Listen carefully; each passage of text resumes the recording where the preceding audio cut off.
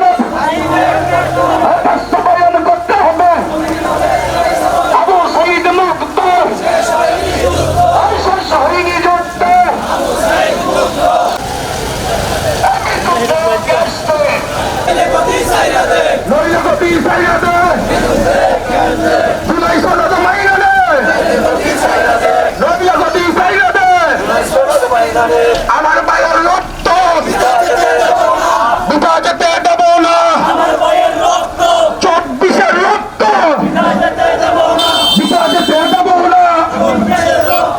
আবু সাঈদ মুক্ত, শেষ হয়নি যুদ্ধ।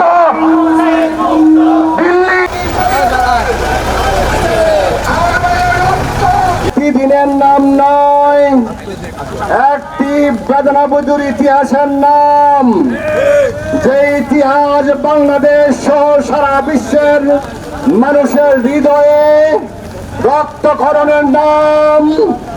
24-এর 5 আগস্ট বাংলাদেশের মানুষের মুক্তির নাম, ফ্যাসিস্টের কবর রচনার নাম।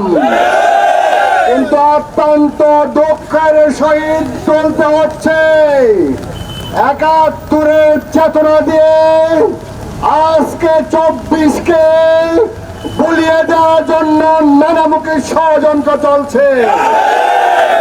কিন্তু আমরা দক্ষিণ কণ্ঠে বলতে চাই, 24-এর এই প্রজন্ম এখনো বেঁচে আছে। কোনোভাবে এই 24-এর প্রেরণাকে, চেতনাকে হারিয়ে যেতে দেব না আমরা। যে কোনো মূল্য হোক এই 24-কে আমরা মানুষের হৃদয়ে, জনগণের হৃদয়ে আমরা উদ্বোধিত করে ছাড়বো ইনশাআল্লাহ।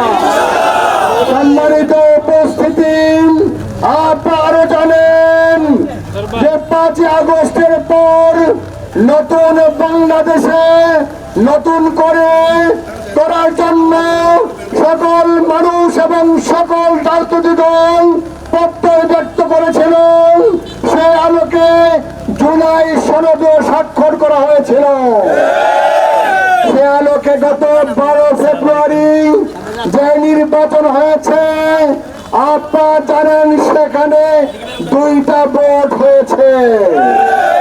একটি হচ্ছে জাতীয় নির্বাচনের ব্যালটের মার্কায় ভোট, আরেকটি হয়েছে গণরায়ের সেই গণভোট।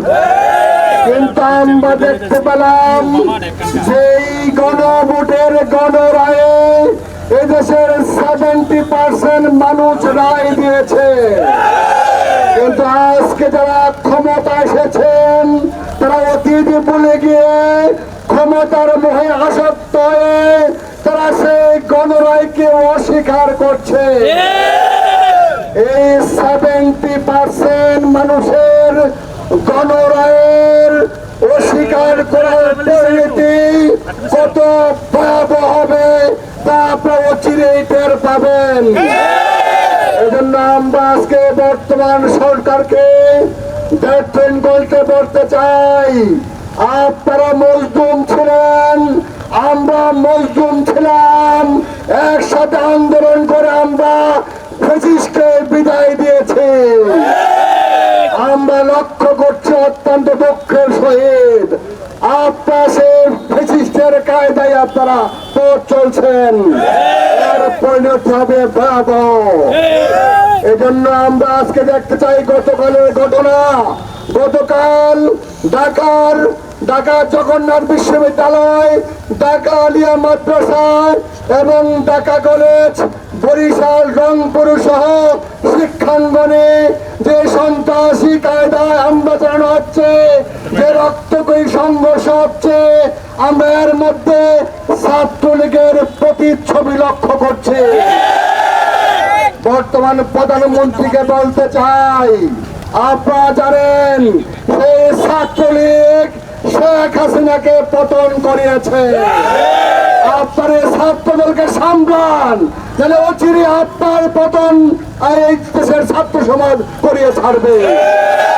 এই জন্য প্রিয় উপস্থিতি, বাংলাদেশের ইতিহাস হচ্ছে একটি কালো অধ্যায়ের নাম, যেখানে অতীতকে তারা ভুলে যায়। আমরা দেখতে পাচ্ছি বর্তমানে সরকার অতীতকে ভুলে গিয়েছে। অতীত থেকে শিক্ষা নিয়ে এদেশের সকল মানুষের ভাষা বোঝে, সকল রাজনৈতিক দলগুলোকে সংঘবদ্ধভাবে একত্রিত করে সবার পরামর্শে আপনাদের দেশ চালানোর পরামর্শ দিচ্ছে। বর্তমানের পরিণাম ভয়াবহ হবে।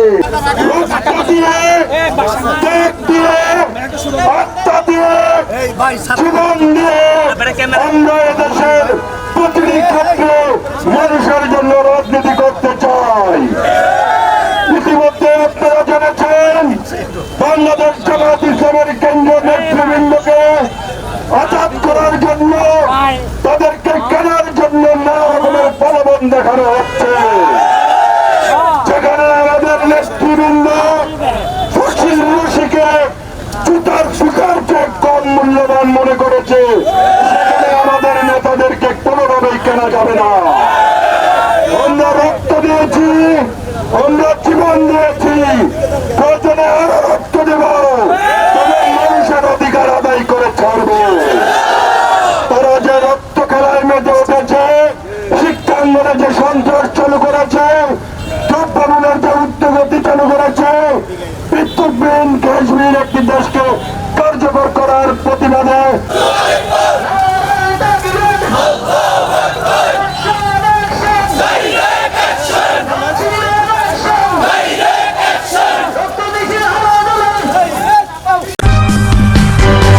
সূচনা community.tv বিনোদনের পাশাপাশি খবর।